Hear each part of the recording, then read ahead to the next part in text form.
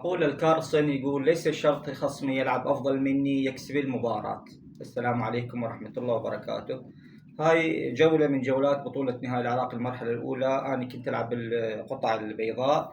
خصمي حصل على أفضلية جيدة بالميدل، والقطعة نوعا ما كانت فعالات.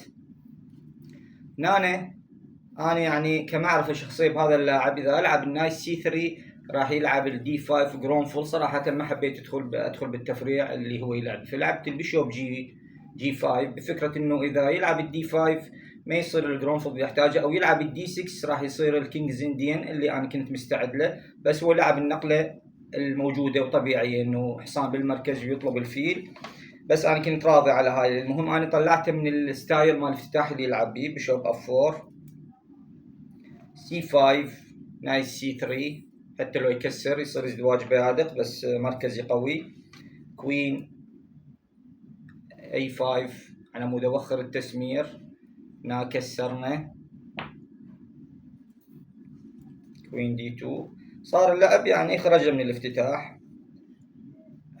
كسر بيدق في بيدق. طبعا انا اقدر اضرب حصان في بيدق وحصاني محمي، بس لعبت هاي النقله لان طالب تكسير وزراء، اما يخسر نقله لان بنفس الوقت عندي تهديد نايس سي 7، فهو كسر.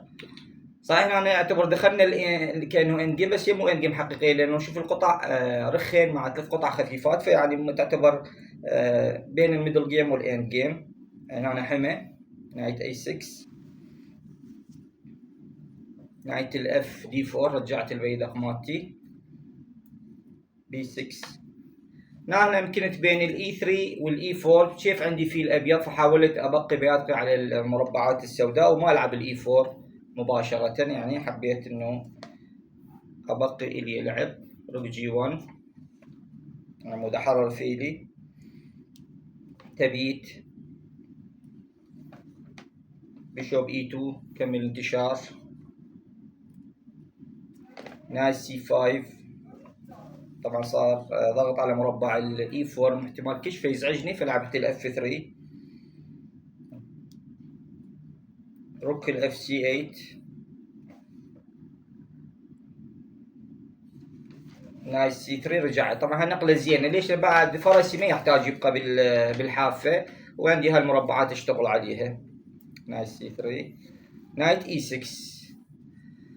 هي زينه ومش زينه هالنقله. ليش زينه ومش زينه؟ يعني هو يريد يسوي لعب، يعني هنا أنا ما عنده محاولات خلينا نقول مؤثره، ففرسي قوي فاني كسرت. هو هم عنده خيارين، اذا ياخذ بيدق الدي هذا الازدواج الخمسه تعادل 4، فهو كنت متوقع له ياخذ بيدق الاف ويشتغل على الدي 4. روك الاي سي 1 عم اخلص من هذا الوتر المزعج واقدر العب البي 3 واحرر فرسي. روك سي 5 عم يزوج رخاخه بي 3. طبعا لحد الان هو الموقف، هو الاسود هو المتحكم. لو نشوف الاوتار مسيطره. روك الاي سي 8 اي 4 كان عندي فكره بيها انه امنع بالمستقبل اي 6 البي 5، ونفس الوقت اقدر العب بالنايت بي 5، فاذا يصير عندي سياقات يكون فرسي محمي. اي 6 عم يمنع النايت من القدوم. نايت اي 2، بما انه الوتر بعد خلصت من الضغط مالته، فعندي نايت بي 3 بي 4 الى نايت دي 3، يصير موقع الفرس مالتي نوعا ما افضل. بيشوب اي 6 الضغط على هذا البيدق. طبعا بالمستقبل اذا صرت تكسيرات فيضربني بكيش من اخذ اخسر الرخ، فهاي الفكره مالته. فانا عمود اخلص من هاي المشكله لعبت الاف 4. هذا بيدق متاخر بس ما عليه عمود، ماكو مشكله. دي 4 نقله جيده.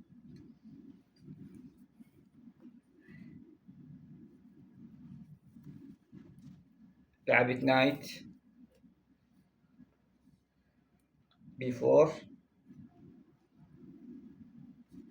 لعب هاي النقله جيده يحاول يفتح اللعب، طلبت الرخ مالته فكسر اخذ.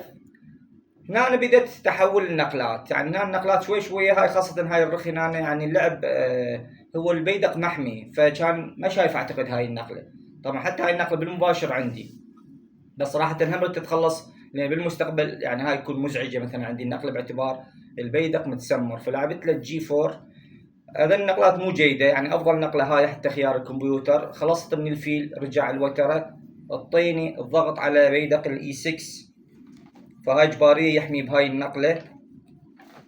روك سي 6 بيشوب جي 4 روك سي 6. هنا همينه شوي نوعا ما مو ضيق وقت، بس وقت مو كل جيد. كان ما اشتغل على هذا العمود لان هي اصلا السياقه غير موجوده، كان لازم اشتغل على العمود المفتوح. فاجيت لعبت هاي النقله نوعا ما راح يصير عندي تاخير. روك الاي جي 1 روك دي 6 على مود بالمستقبل هم عندي تهديدات تصير مزعجه عليه. طبعا في وقتها كانت ما مؤثره لين يرجع، واذا صار تكسير ما فادتني فما لعبت في وقتها. روك دي 6 هم راح من التهديد ويضغط على عمود الدي. بي 4 هاي نقله جيده، عم بعد افتح اسوي بيدق سالك. روك الاف دي 8 هاي رجعت حميت الفرس. لو من البدايه بيشتغل كان هسه لاعب السي 5، بس هنا الموقف افضل صار للابيض. اجا كشني رجعت بيشوب اي 4 ضغط على الفيل. طبعا هاخذ مكان جيد. بيشوب اف 5 رجعت على وتر جيد. اجا طلب رخي. هنا النقله زينه. طبعا هنا اذا اضرب راح يطلب رخي وحصاني، فانا سويت سقط. اذا رخ في رخ راح يصير رخ في رخ وما عندي مشكله، فهو ضرب اخذ العفو. هسه من عنده خيارين، اذا يضرب بالبيدق راح اطلب رخه وبعدين اخذ الفيل. فهو سوى لعبة الدي بي سي. هنا وخر فيله، بس العفو قبلها انا صارت تكسيرات بيادق. العفو صارت تكسيرات بيادق من سقط السي 4، فهسه ماكو بيدق. بيشوب اي 4 طبعا هسه ما تفيدني الاخذ لان يحمي، سقط الدي 7. بيشوب سي 2 جيت هنا.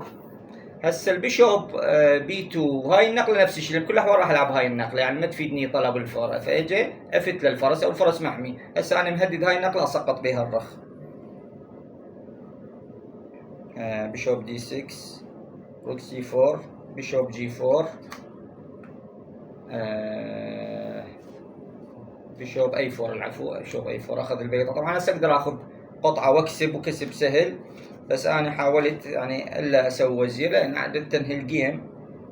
هسه اذا هم ياخذ بالفيل راح اخذ الرخ بكش واخذ فيله. طبعا هاي كشني كش زايد يعني حاولت اروح على مكان. هسه اذا يكشني بهذا الفيل ما له دور، فانا مسلم الخصم وشكرا جزيلا.